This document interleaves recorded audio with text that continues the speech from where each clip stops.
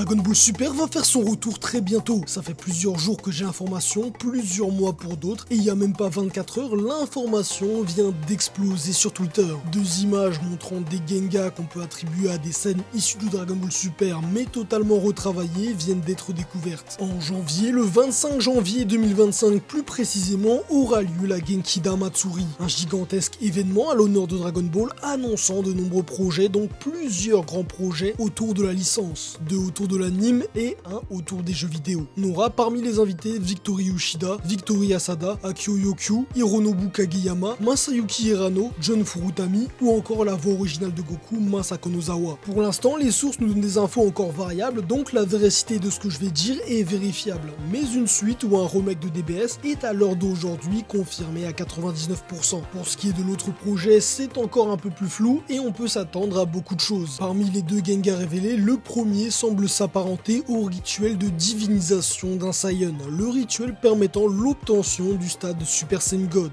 La pose des personnages rappelle fortement ce qu'on a pu avoir dans l'anime, mais avec quelques différences. A l'inverse, ça semble assez différent de ce qu'on a eu du manga ou du film Battle of God. Pour ce qui est de la seconde scène, on voit une image d'un Goku qui semble être un Goku en Super Saiyan Blue. Le style des deux Gengas semble prédire un Yamamuro à la direction, ce qui m'inquiète un peu car malgré que c'est un illustre animateur et caractère designer de la licence, du renouveau ne ferait pas de mal, et ce qu'a pu proposer Nakatsuru pour la direction de Daima était vraiment très rafraîchissant. Mon rêve serait pourtant de voir un anime Dragon Ball dirigé par Kubota. Ses scènes dans Super Hero et Daima étaient tout simplement magnifiques et profondément fidèles au manga, sans compter tout ce qu'il a pu faire par le passé, et le seul moment où il a pu être caractère designer au sein d'un projet Dragon Ball récent fut dans un film à 95% 3D, ne pouvant donc finalement montrer tout son potentiel. Maintenant, réfléchissons à ce qu'implique un remake de Dragon Ball Super. Ainsi, les deux sources les plus fiables indiqueraient que cela serait un remake basé sur le manga Dragon Ball Super, ou un mix des éléments du manga et de l'anime avec des rajouts aboutissant à une version évoluée de ce qui a pu être fait par les deux animés. Saisonnier ou non, cela reste encore à prouver, malgré que certaines informations semblent l'indiquer. Et honnêtement, ça me rassurait sur la qualité de l'animation. Malgré tout, si on peut avoir une production avec un investissement égal à celui de One Piece, je pense qu'avoir quelque chose de saisonnier n'est pas forcément obligatoire. Une autre source indique que ce projet serait simplement un remake de l'animé, sans les éléments du manga, avec des scènes retravaillées un peu à la manière de Dragon Ball Z Kai, mais plus poussées. Pour ma part, si un remake est bien prévu, j'espère véritablement qu'on se dirige pas vers cela. Maintenant, quelles sont mes théories et mes attentes? Pour moi, un remake de DBS incluant les éléments du manga et de l'animé, tout en se voulant canon, pourrait être non pas une suite directe à l'arc-bout, mais une suite aux événements de Daima, permettant déjà une meilleure cohérence avec le lore complet créé par Akira Toriyama et le début d'une toute nouvelle histoire, repartant donc sur de bonnes bases. Ainsi, le lore serait clair et net, une version définitive de Dragon Ball Super et qui permettrait aussi au manga d'inclure les éléments de Daima sans nous demander si c'est canon ou non, malgré que les incohérences subsisteront toujours. Maintenant, est-ce un remake ou seulement des scènes permettant finalement le teasing d'un DBS 2, un peu à la manière de ce qu'on avait pu voir quand Kubota avait fait les scènes de l'arc Cell et Majin Buu dans Super Hero et Daima. Personnellement, je pense pas que ce soit le cas, mais on verra bien. Maintenant, on apprendrait aussi que ce remake serait composé de 91 épisodes sur une saison. 7 épisodes pour Battle of God, 6 épisodes pour Fukatsu no F, 13 épisodes pour l'arc Champa, 18 épisodes pour l'arc Black Goku, 8 épisodes pour l'arc pré-tournoi du pouvoir, 26 épisodes pour le tournoi du pouvoir et enfin 13 épisodes pour la saga sur Broly. Cela conclurait une saison, ainsi il faudrait encore attendre au moins 2 ans au vu du nombre d'épisodes pour le début d'un arc sur Moro en animé minimum. Voilà donc presque tout ce qu'il fallait à savoir pour ce nouveau projet sur Dragon Ball. Néanmoins, rappelons qu'il n'y a pas un mais deux projets, et autant pour le premier on est quasi sûr du lien avec Super, autant pour le second personne ne possède d'informations véridiques pour le moment. La première source serait que cela soit un film Daima faisant directement suite aux événements de l'animé. L'autre source voudrait être un anime Dragon Ball SD, un peu à la manière de Naruto SD et se basant sur le manga du même nom Dragon Ball SD. Une web-série avec un épisode chaque semaine, néanmoins pour sa durée on n'a aucune information. Pour en revenir au remake de Dragon Ball Super, les moyens actuels de la Toei si l'investissement y est mis permettront sûrement de s'éloigner très loin de la piètre qualité des débuts de Dragon Ball Super en 2015, pour s'avancer vers une animation d'une haute qualité. Personnellement, l'évolution de l'animation dans l'industrie japonaise en général me rassure. Beaucoup plus d'animateurs qualifiés, ajouts et formations d'animateurs venant de l'étranger, sans compter qu'il existe beaucoup de personnes passionnées par cette licence, qui aimeraient participer à l'aventure. J'espère donc voir des animateurs tels que Nakatsuru, Naoto Shishida, Yuya Takahashi, Shikashi Kubota ou encore Naohiro Shintani et bien d'autres. Sans compter que je ne dirais pas non à de bonnes surprises telles que Yutaka Nakamura ou encore Vincent Chanzard, malgré que celui-ci dit et spécifié ne pas être intéressé par la licence Dragon Ball actuellement, indiquant que celle-ci ait perdu son âme. Enfin, je ne dis pas non à d'autres noms qui commencent à se faire connaître dans l'industrie tels que Sora Kawamitsu, celui-ci possédant un style fortement similaire à Shida et on peut clairement le voir dans One Piece. Bon, en vrai, si on continue, je pense que je pourrais citer une centaine d'animateurs, mais on va essayer de s'épargner cela. Pour en terminer avec les animateurs, je pense que Yamamuro serait bon pour du remplissage, dans des scènes moins actives ou de la vie quotidienne. Bien que ce projet de remake peut en décevoir certains, le lore de Dragon Ball est riche, et j'espère dans le futur qu'on pourra bénéficier d'un remake de Dragon Ball dans son entièreté, l'œuvre originale, ainsi que de la création d'œuvres annexes, ou encore de films permettant d'agrandir le lore, canon ou non, comme cela avait pu commencer à être fait dans le passé. Bien sûr, je ne cite pas Heroes qui est juste un immense bordel, mais en tout cas si vous cherchez des bons exemples de lore qualitatif, vous avez bien sûr Fate au niveau de l'animation japonaise, ou Star Wars qui est un bon exemple de lore très riche qui se développe bien à l'aide d'un transmédia. Et encore, on parle même pas du fait que Star Wars, il y a l'univers légende qui a été supprimé. Si ce lore était toujours canon, l'univers serait encore plus riche, mais ça reste des choses officielles. Donc entre guillemets, ça fait aussi partie du lore. Dragon Ball est selon moi très bien capable de cela, voire bien plus au vu de la richesse de son univers. Surtout quand on voit ce que certains fans sont capables de faire avec la licence. Autant l'ajout du lore de Daima dans une version définitive de Dragon Ball Super pourrait être très bien, autant si un remake a lieu, le fait d'intégrer les scènes supprimées du film DBS Broly, des scènes marquantes qui avaient été supprimées pour éviter de rallonger la chose, serait incroyable. Et c'est le genre de contenu que je souhaite voir dans un remake. Et sachant qu'on a encore une fois revenu à parler de ce remake, certaines infos, encore une fois, diraient que Yamamuro serait bel et bien le character designer de ce remake. Ce qui me fait pas mal peur. Je vous invite par ailleurs à ne pas repartager les deux Genga au vu des problèmes judiciaires que pourrait rencontrer la source, car effectivement la personne risque la prison. Et seules des personnes de confiance avaient l'information. La fuite est malencontreuse, et c'est notamment la raison de pourquoi je laisse ces images floutées dans ma vidéo, malgré que l'information est déjà considérablement fuitée. Pour terminer, Dragon Ball Xenoverse 3 serait bel et bien prévu, mais pas forcément annoncé à la Genkidama Matsuri. Cela viendrait plus tard au cours de l'année, et pas forcément au Dragon Ball Battle Game House. Des rumeurs indiqueraient que le jeu vidéo serait plutôt une suite de Dragon Ball Z Kakarot,